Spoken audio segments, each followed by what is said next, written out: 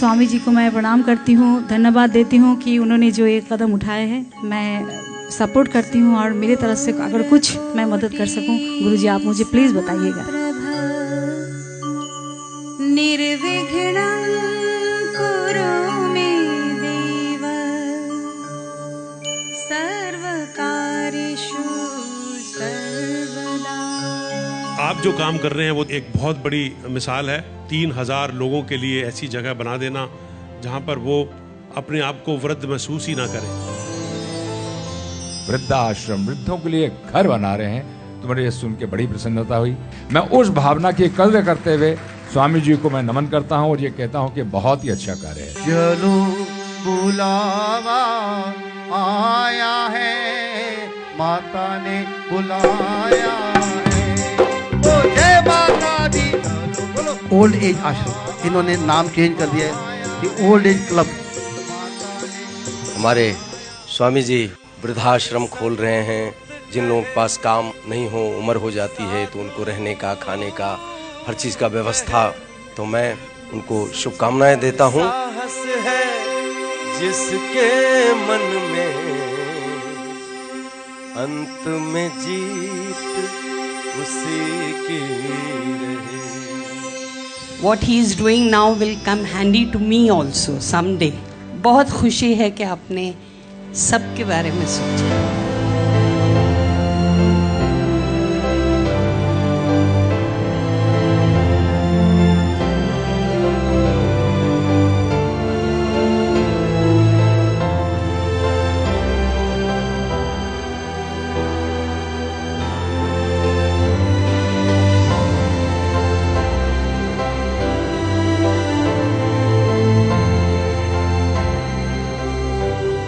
धन्यवाद। इन्हीं शब्दों के साथ अब हम अपने प्रोग्राम को समाप्ति की ओर घोषणा करते हैं। जय हिंद, जय भारत। नमस्कार, मैं हूं तृप्ता आर्य। इंडिया 18 में आप सभी का स्वागत है हमारे खास प्रोग्राम खास मुलाकात में। खास मुलाकात में हम उन शख्सियत से आपकी मुलाकात करवाते हैं जिन्होंने समाज में एक अलग ही मुकाम हासिल किया है। इसी सिलसिले को आगे बढ़ाते हुए आज हमारे साथ मौजूद रहेंगे कंबोडिया से भारत आए श्री डॉक्टर गुरुजी कुमारन स्वामी जी, जो आज हमारे साथ खास मुद्दों पर बात करेंगे। गुरुजी, आपका इंडिया 18 में बहुत बहुत स्वागत है। नमस्कार। गुरुजी, सबसे पहले क्योंकि अगर हम बात करें 2020 की, बहुत ज्यादा खतरनाक था पूरे विश्व के लिए। जो निकल गया 21 में आ गया, उसके लिए बहुत बड़ा मतलब कहेंगे बहुत बड़ी अचीवमेंट थी।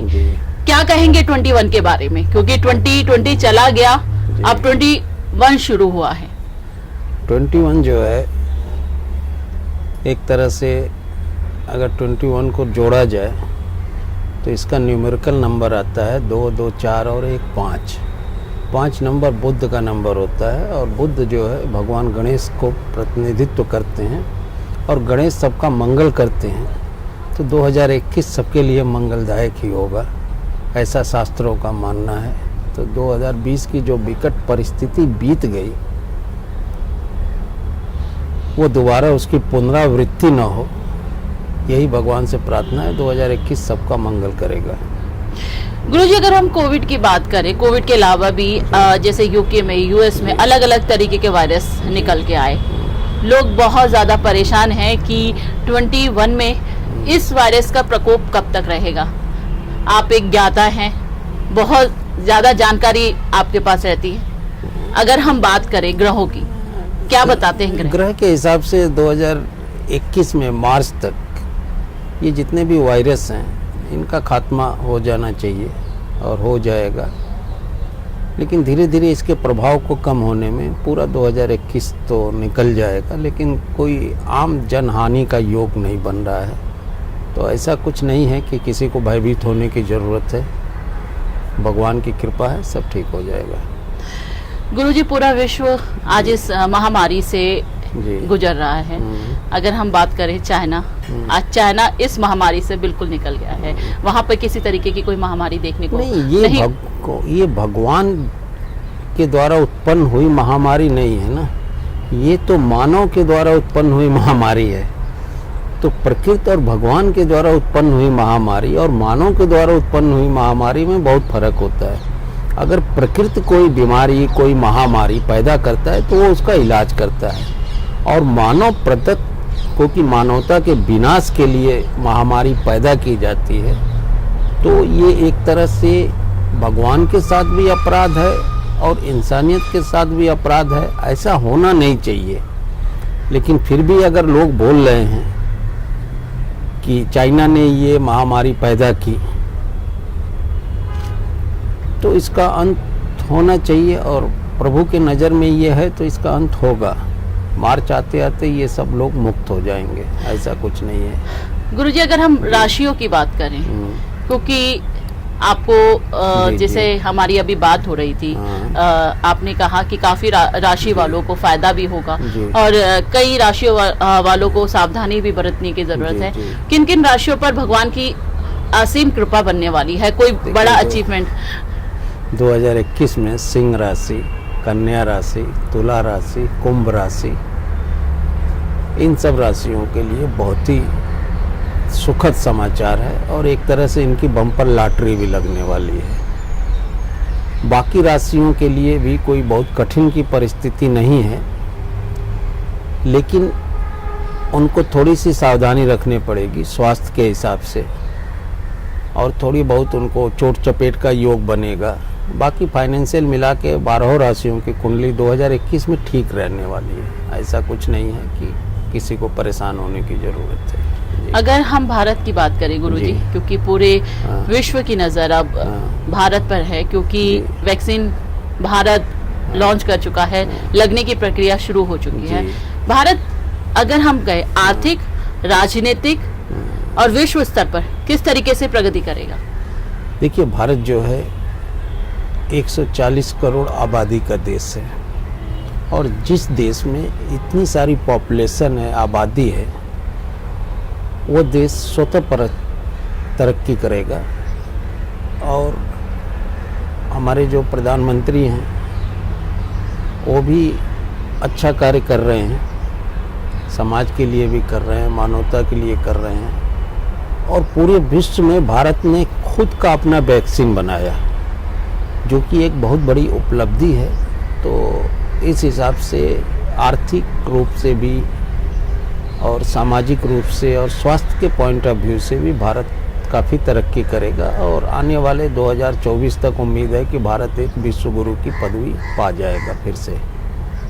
जी गुरुजी, अगर हम कंबोडिया की बात करें और शिव धाम के आप ट्रस्टी हैं, वहाँ पर किस तरीके का वातावरण अभी शिव धाम में बना हुआ है और किस तरीके की प्रगति उस शिव धाम को लेकर आप कर रहे हैं? क्योंकि आप देश विदेश सारी जगह घूमते हैं, एक अलग ही सनातन धर्म को आपने दिशा दी है। देखिए, शिव धाम की जहाँ तक बात है, कंबोडिया एक आज के डेट में शांति प्रिय देश है और वहाँ पे प्रकृति का निवास है। आज भी कंबोडिया में 2/3 हिस्सा जंगल ही है। तो वहाँ पे जो शिव को हम लोग एक आदि देवता के रूप में या देवताओं के देव महादेव के रूप में स्थापित करने की कोशिश कर रहे हैं, जिससे कि पूरा साउथ ईस्ट एशिया में हमारे सनातन का ठीक तरह से प्रचार प्रसार हो सके, जो कि पिछले काफ़ी सालों से उसको दिशा को बदल दिया गया था। उसको हम लोग फिर से सही करने की कोशिश कर रहे हैं, जिसमें जन सहयोग भी मिल रहा है। हमारे जो बुद्धिजीवी वर्ग हैं वो भी लोग सहयोग कर रहे हैं, और कंबोडिया में ही विश्व का सबसे बड़ा हिंदू मंदिर भी है। ये भी एक सुखद आश्चर्य है। तो हम लोग कंबोडिया में काम कर रहे हैं और आगे करते भी रहेंगे।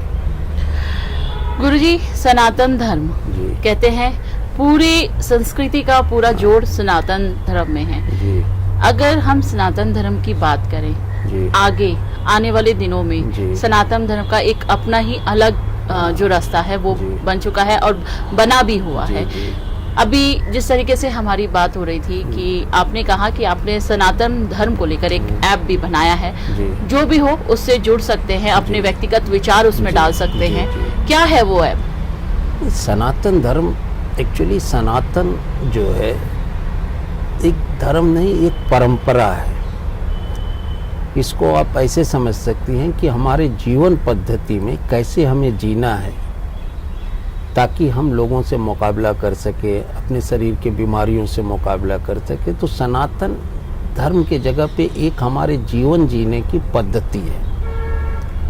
इसको आप एक तरह से जीवन जीने की कला भी समझ सकते हैं। और इसका जो मूल है सनातन का, वो वसुधैव कुटुंबकम पे आधारित है कि पूरा विश्व हमारा परिवार है। उस पर ये सनातन परंपरा हमारी चलती है कि हम पूरे विश्व को उसी नज़र से देखते हैं। जैसे हम आपके आंखों में भगवान की छवि को देखेंगे तो हमारे आतंकवाद का अपने आप खात्मा हो जाएगा। फिर हमें ईश्वर आपके आंखों में ही दिखाई देगा। मंदिर में हम जाते हैं तो पत्थर की मूर्त में हम भगवान का एहसास करते हैं। तो इंसान को भगवान ने सिर्फ इसके लिए बनाया कि इंसान सबसे सुरक्षित लगा उसको अपने छुपने के लिए। तो इंसान को भगवान ने अपने फायदे के लिए बनाया कि वो इंसान के अंदर छुप सके। तो हर इंसान के अंदर परमात्मा का वास होता है, तो हमें हर इंसान को परमात्मा के रूप में ही देखना चाहिए। तो समाज में बहुत सारी विकृतियां अपने आप खत्म हो जाएगी। ये सनातन का हमारा मूल उद्देश्य होता है। लेकिन समय समय पे लोग अपने फायदे के लिए इसको अपने अपने हिसाब से डिस्क्राइब करते हैं, तो ऐसा होना नहीं चाहिए। तो हमें समस्त विश्व को एक परिवार की तरह से देखते हुए सनातन को समस्त विश्व में लेके जाना चाहिए। हमारा यही सोच है। गुरुजी, सनातन धर्म की अगर हम बात करें और आज की युवा पीढ़ी की बात करें, मैंने आपको भी देखा है कि आप सोच एकदम आधुनिक रखते हैं, लेकिन आप सनातन धर्म को फॉलो करते हैं। तो क्या ऐसा हो सकता है कि हमारी जो युवा पीढ़ी है वो सनातन धर्म को अपनी जो सोच के साथ है वो ले सके? क्योंकि आधुनिकता भी जरूरी है और धर्म भी जरूरी है। अंग्रेजी में एक वर्ड है सन। सन का मतलब होता है सूरज। वो सन लिया कहाँ से गया? हमारे सनातन के पहले वर्ड से लिया गया। सन प्लस आतन। आतन मतलब कि हमारी एक पद्धति। आज अगर सूरज न रहे तो पूरे विश्व में न एक वनस्पति रहेगा, न इंसान रहेगा। हमारी संस्कृति ही खत्म हो जाएगी। तो अगर हम सनातन पद्धति को फॉलो नहीं करते हैं तो हम भी खत्म हो जाएंगे। आज अपने देश के अलावा पश्चिम के देश सनातन को बहुत तेजी के साथ एडॉप्ट कर रहे हैं। और हमारा शास्त्र कहता है कि देश काल परिस्थिति के हिसाब से अपने आप को परिवर्तित करना चाहिए। तो आप जिस समाज में रह रही हैं, अगर आप आधुनिक समाज में रह रहे हैं तो आधुनिक विचारों के साथ आपको समाज को लेके चलना पड़ेगा। हम प्राचीन परंपरा को ये नहीं कह सकते कि लोग अपना घर छोड़ के जाएं, जंगल में रहें। उस पद्धति को हम फॉलो आज के डेट में नहीं कर सकते। अगर हम करते हैं तो फिर हम उल्टी गंगा मतलब उल्टी धारा के विपरीत बहते हैं। और धारा के विपरीत जब हमारा बहाव होगा तो हम मंजिल पे नहीं पहुंच सकते हैं। तो हमें धारा के साथ बहना पड़ेगा तो हम मंजिल पे पहुंचेंगे। तो सनातन का मूल एक तरह से मिला जुला के यही है कि समस्त विश्व को एक परिवार मतलब एक स्वस्थ समाज की परंपरा ये सनातन स्थापित कर सके, न कि एक धर्म के रूप में। इंसान को इंसानियत की शिक्षा दे, उससे बड़ा धर्म सनातन में कुछ भी नहीं होता है। सनातन का मूल भी यही होता है कि इंसानियत। तो उसको लेके हमें चलना चाहिए और समस्त विश्व को ये सिखाना चाहिए कि भाई ये चीज़ें सही है, आप इस पे चलो।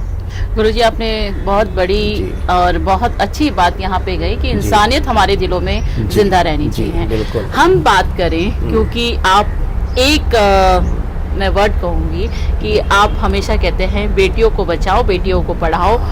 आप बेटियों को बहुत सपोर्ट करते हैं। जिस तरीके से आपकी आंखों में बेटियों के लिए प्यार देखा है। एक मूवी भी आ रही है, बधाई हो बेटी हुई, बेटियों के ऊपर है। बहुत आधुनिक मूवी है और बेटियों को आगे बढ़ाने की और बधाई देने की जो परंपरा लड़कों के उसमें थी कि नर जो गाना गाएंगे वो लड़कों के उसमें बधाई देंगे, अब लड़कियों के भी पैदा होने पर आपने बधाई का चलन शुरू किया है। क्या कहेंगे उस मूवी के बारे में, क्योंकि उसका टाइटल ही इतना अच्छा है, बधाई हो बेटी हुई है। देखिए, हमारा मानना है और शास्त्र भी कहता है कि बेटी से ही सृष्टि है और बेटी से ही समाज है। दुनिया में ऐसा कोई नहीं है कि जितना एक गर्ल्स, एक बेटी जितना सैक्रिफाइस कर सकती है समाज के लिए, परिवार के लिए, कोई भी पुरुष। बेटियां ही एक ऐसी होती कि शादी के बाद अपना गोत्र भी बदल देती हैं। दुनिया में ऐसा कोई परंपरा नहीं है कि कोई इंसान अपना गोत्र बदल दे। पहला बलिदान उनका उधर हो जाता है, यहाँ तक कि टाइटल भी अपना बदल देती है। लेकिन दुखद परिस्थिति ये है कि भगवान राम के समय से लेके और आज तक बेटियों को एक बधाई का पात्र ही नहीं समझा गया। बधाई देना तो दूर की बात है, इवन कि किसी के घर अगर बेटी पैदा भी होती है तो उनके जो खास रिलेटिव होते हैं वो भी डर के जाते हैं कि कहीं सामने वाला ये मत सोचे कि हमें ये तंज करने के लिए आया है। ये उनकी मानसिक सोच होती है, प्रदर्शित नहीं करते हैं। समाज का एक बड़ा तबका किन्नर, जो कि 6 करोड़ की आबादी इस देश में है, वो भी बेटी होने के बाद मुंह लटका के चल देता है, बधाई नहीं देता है। तो ये सारी परिस्थितियों को ध्यान में रखते हुए एक बेटियों का उत्सव ये देश मनाए, जो कि 50% आबादी है इस देश में। तो उसको ध्यान में रखते हुए ये एक शुरुआत की गई कि एक लड़की को भी बधाई का उतना ही पात्र होना पड़ेगा जितना कि एक पुरुष अपने आप को लेकर ढोल पीटता है। शास्त्र में सिर्फ स्त्री जात को ही सौभाग्यवती होने का आशीर्वाद दिया जाता है। इसका आशय ये होता है कि एक स्त्री के साथ 100 तरह का भाग्य जुड़ा हुआ है। शास्त्र भी किसी पुरुष को सौभाग्यवती होने का आशीर्वाद नहीं देता। एक नारी रूप अनेक एक नारी रूप अनेक। तो एक नारी जो है वो माँ की भी भूमिका निभाती है, शिक्षक की भी भूमिका निभाती है, प्रेमिका की भी भूमिका निभाती है और समाज का मार्गदर्शन भी करती है। तो इस फिल्म में दिखाया गया है कि एक अकेली लड़की अपने माँ को खड़ा करती है, पिता को खड़ा करती है, उस ऊंचाई के मुकाम पे लेके जाती है, समाज को खड़ा करती है और साथ में जो सरकार चल रही है उसकी योजनाओं को लोगों तक कैसे पहुँचे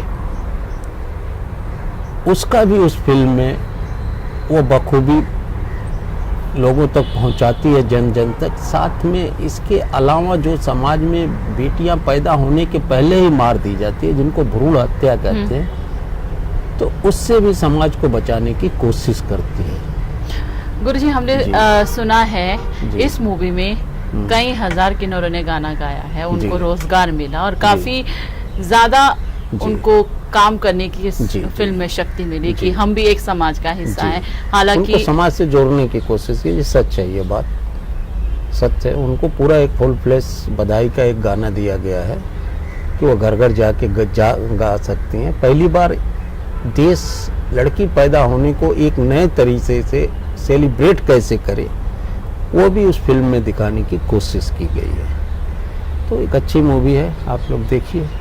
अच्छा गुरुजी, इसमें सबसे बड़ी बात है कि यामिनी स्वामी जो इसमें मुख्य कलाकार है, यामिनी स्वामी बधाई हो बेटी हुई में हम आपको बता दें कि गुरुजी की पुत्री हैं और इस पर मुख्य भूमिका वो निभा रही है। गुरुजी, यामिनी के आगे बारे में हम बात करें, उनके जहन में ये आया कैसे? और क्योंकि पिता से बात करना एक पुत्री के लिए बहुत बड़ी बात होती है, उन्होंने अपनी इच्छा कैसे व्यक्त की कि पापा मैं ये करना चाहती हूँ, ये मूवी बनाना चाहती हूँ? टॉपिक आपने सुना, कैसे शुरुआत हुई फिल्म की? यामिनी स्वामी जो है वेल एजुकेटेड लड़की हैं, आधुनिक विचारों वाली हैं। तो उन्होंने देखा कि पिछले कई सालों से सरकार बधाई हो बेटी है, ये है, वो योजनाएं चला रही है, लेकिन वो जन जन तक जिस हिसाब से एडाप्ट लोगों को करना चाहिए तो वो नहीं हो पा रहा है। तो वो उनको एक पीड़ा थी एक दिन बैठे बैठे उन्होंने चर्चा किया कि नहीं, हमें लड़कियों के ऊपर कुछ काम करना चाहिए जो कि आज तक न हुआ हो। फिर उन्होंने स्क्रिप्ट पे मेहनत किया, एक ओरिजिनल जो कि कंसेप्ट होता है वो ढूंढ के लाई। उन्होंने अपने ही स्क्रिप्ट भी लिखा और फिल्म को निर्देशित भी किया और पर्दे पर भी अपने आप को आई। तो बहुत सारी एक लड़की की जो ताकत होती है रियल, वो उन्होंने दिखाने की कोशिश किया। काफ़ी अच्छा सराहनीय कार्य किया है। हमें भी पिता होने के नाते गर्व है कि उन्होंने इतना मेहनत किया, देश को एक नई दिशा देने की कोशिश की है। तो भगवान करें उनको कामयाबी मिले। जी गुरुजी, हम यही दुआ करेंगे कि पिक्चर के माध्यम से लोगों के दिलों और दिमाग में जो बेटी का भय है वो दूर हो, और जिस तरीके से लड़कियों के बारे में कहा जा सकता है कि वो पुरुषों की बराबरी नहीं करती, वो सोच बदले। गुरुजी, चलते चलते, क्योंकि 2021 की शुरुआत है, मैं दोबारा यहाँ पे कह रही हूँ कि 2020 को लेकर काफी डरे हुए लोग, कुछ मैसेज देना चाहते हैं? और 2021 में अपने मन का डर निकालिए, जिंदगी को अच्छे तरह से एक उत्सव के रूप में मनाइए। कुछ भी आपका नुकसान नहीं होने वाला है, इस बात पे पूरी तरह से तसल्ली रखिए। किसी भी चीज़ से डरने की कोई ज़रूरत नहीं है। भगवान ने हर इंसान को अपने रक्षा करने का अधिकार दिया गया है। आप अपनी स्वतः रक्षा कर सकते हैं। आत्मनिर्भर बनिए, आत्मनिर्भर भारत को बनाइए। इसी संदेश के साथ 2021 मंगलमय हो सबके लिए, यही मैं प्रभु से प्रार्थना करूंगा। गुरुजी, इंडिया 18 से बात करने के लिए बहुत बहुत धन्यवाद। आपने अपना कीमती समय हमारे लिए निकाला। आज हमारे साथ मौजूद थे खास मुलाकात में डॉक्टर गुरुजी कुमारन स्वामी जी, जिन्होंने अपना कीमती समय हमारे साथ बिताया और उन्होंने जो बातें कही वो सच में ही ज्ञानवर्धक थी। जैसे कि हम लोगों को इंसानियत जिंदा रखनी है अपने दिलों में, सबसे बड़ा धर्म है इंसानियत का। और जैसे कि बधाई हो बेटी हुई है, एक मूवी आ रही है, उसमें मुख्य किरदार में यामिनी स्वामी हैं जो गुरुजी की पुत्री हैं। इन्होंने कोशिश की है समाज में लड़कियों को एक नया स्थान दिलाने की, क्योंकि जो हमारे समाज में परंपरा है किन्नरों की गाना गाने की, पुत्र के पैदा होने पर ही वो बधाइयाँ गाएंगे। लेकिन इस फिल्म के माध्यम से अब ये चलन शुरू होगा कि पुत्री के पैदा होने पर भी किन्नर बधाई देने हर घर पर जाएंगे। आज के लिए बस इतना ही। आप सब जुड़े रहिए इंडियाज 18 के साथ, लेकिन जाने से पहले आप सबको नववर्ष की शुभकामनाएं। नमस्कार।